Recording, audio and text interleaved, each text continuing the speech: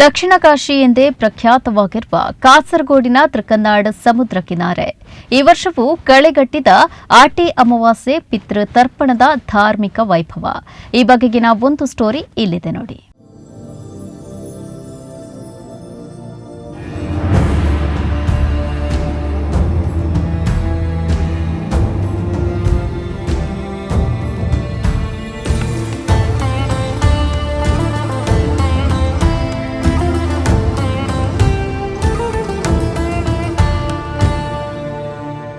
ಹೌದು, ಆಟಿ ಅಮಾವಾಸ್ಯೆಯ ಪವಿತ್ರ ದಿನದಂದು ಅಗಲಿದ ಆತ್ಮಗಳ ಮೋಕ್ಷಕ್ಕಾಗಿ ಪಿತೃತರ್ಪಣ ಬಿಡುವುದು ಸಂಪ್ರದಾಯ. ನಾನಾ ಭಾಗಗಳ ಹಲವಾರು ದೇವಸ್ಥಾನಗಳಲ್ಲಿ ಪಿತೃತರ್ಪಣಕ್ಕೆ ಸಿದ್ಧತೆ ಮಾಡುವುದು ರೂಢಿ. ಅದರಂತೆ ಕೇರಳ ರಾಜ್ಯಾದ್ಯಂತ ವಿವಿಧ ದೇವಸ್ಥಾನ ಹಾಗೂ ಸಮುದ್ರ ತೀರಗಳಲ್ಲಿ ಅಗಲಿದ ಆತ್ಮಗಳ ಮೋಕ್ಷಕ್ಕಾಗಿ ಪಿತೃತರ್ಪಣ ಕಾರ್ಯಕ್ರಮ ನಡೆದಿದೆ. ಇದರಲ್ಲಿ ಅತ್ಯಂತ ಪ್ರಮುಖವಾದದ್ದು ಇತಿಹಾಸ ಪ್ರಸಿದ್ಧ ತೃಕನಾಡ್ ಶ್ರೀ ತ್ರಯಂಬಕೇಶ್ವರ ದೇವಸ್ಥಾನದ ಸಮುದ್ರ ಕಿನಾರೆ.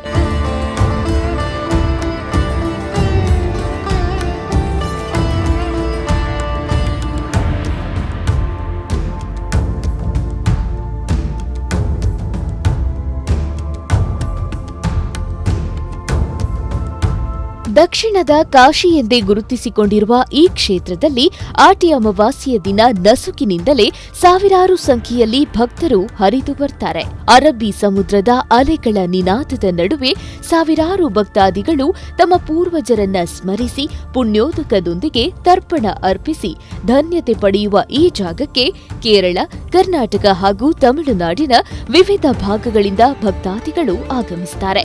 ಪಿತೃತರ್ಪಣ ಕಾರ್ಯಕ್ರಮ ಸುಲಲಿತವಾಗಿ ನಡೆಯಲು ದೇವಸ್ಥಾನದ ವತಿಯಿಂದ ಸಾಕಷ್ಟು ಕೌಂಟರ್ಗಳನ್ನು ವ್ಯವಸ್ಥೆಗೊಳಿಸಲಾಗುತ್ತದೆ.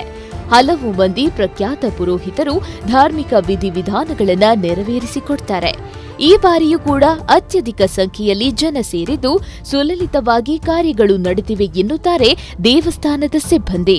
ಇದು ಕಾಸರಗೋಡು ಡಿಸ್ಟಿಕ್ನ ದಕ್ಷಿಣ ಕಾಶಿಯಿಂದ ಹೆಸರು ಹೋದ ತೃಕನಾಡ್ ತ್ರಯಂಬಕೇಶ್ವರ ಕ್ಷೇತ್ರ.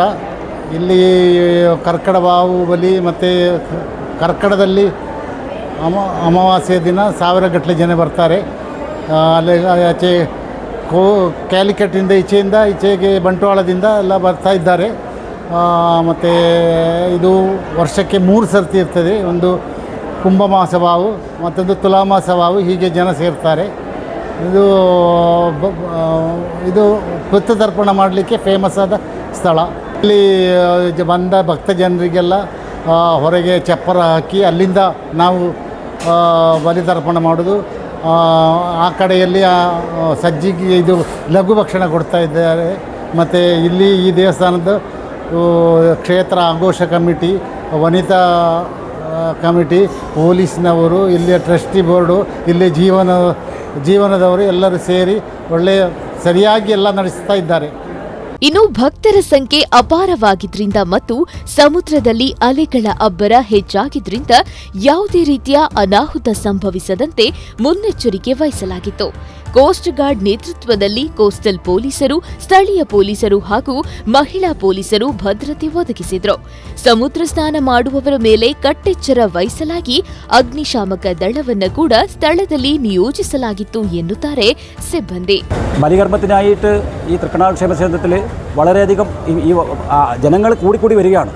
കാലം കഴിയുന്നതോറും ജനങ്ങളുടെ തിരക്കുകൾ കൂടുന്നതുകൊണ്ട് വളരെയധികം വിപുലമായ സജ്ജീകരണങ്ങളാണ് ഇവിടെ ഒരുക്കിയിട്ടുള്ളത്. ഇപ്പോൾ 2-3 വർഷമായിട്ട് കടലേറ്റം വളരെ രൂക്ഷമായതുകൊണ്ട് തന്നെ ഇതിൻ്റെ സൗകര്യങ്ങൾ വടക്ക് തെക്ക് വശത്തായിട്ട് നമ്മളിത് ഒരുക്കിയിട്ടുണ്ട്. അതുപോലെ വിവിധ ഡിപ്പാർട്ട്മെൻറ്റിൻ്റെ പോലീസ് ഡിപ്പാർട്ട്മെൻറ്റ്, അതുപോലെ മറ്റ് ഫയർഫോഴ്സ്, കോസ്റ്റ് ഗാർഡ്, അങ്ങനെ എല്ലാ ഡിപ്പാർട്ട്മെൻറ്റും ഇവിടെ സജ്ജമായിട്ട് നിൽക്കുന്നുണ്ട്. അതുപോലെ ഭക്തജനങ്ങൾക്ക് വരുന്നവർക്കുള്ള ലഘുഭക്ഷണങ്ങൾ ഞങ്ങൾ ഏർപ്പാടാക്കിയിട്ടുണ്ട്.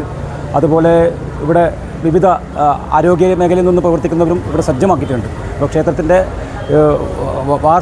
വർഷം ഇത് വർദ്ധിച്ചു വരുന്നതുകൊണ്ട് തന്നെ വേണ്ട എല്ലാ സൗകര്യങ്ങളും നമ്മുടെ ಭಾಗത്തുനിന്ന് ഉണ്ടായിട്ടുണ്ട്. ಒಟ್ಟಿನಲ್ಲಿ ಕಡಲಬ್ಬರದ ನಡುವೆಯೂ ಸೂಕ್ತ ಪೊಲೀಸ್ ಭದ್ರತೆ ಮತ್ತು ಅಗತ್ಯ ಸೌಲಭ್ಯಗಳೊಂದಿಗೆ ತೃಕನಾಡ್ನಲ್ಲಿ ಆಟಿ ಅಮಾವಾಸ್ಯೆಯ ಪಿತೃತರ್ಪಣ ಕಾರ್ಯಕ್ರಮ ಅತ್ಯಂತ ಯಶಸ್ವಿಯಾಗಿ ನೆರವೇರಿದೆ. ಇತಿಹಾಸ ಪ್ರಸಿದ್ಧ ಬೇಗಲದ ತ್ರಿಕನಾಡ್ ತ್ರಯಂಬಕೇಶ್ವರ ದೇವಸ್ಥಾನದ ಸಮುದ್ರ ಕಿನಾರೆ ಭಾವನಾತ್ಮಕ ಸನ್ನಿವೇಶಗಳಿಗೆ ಸಾಕ್ಷಿಯಾಗಿದೆ.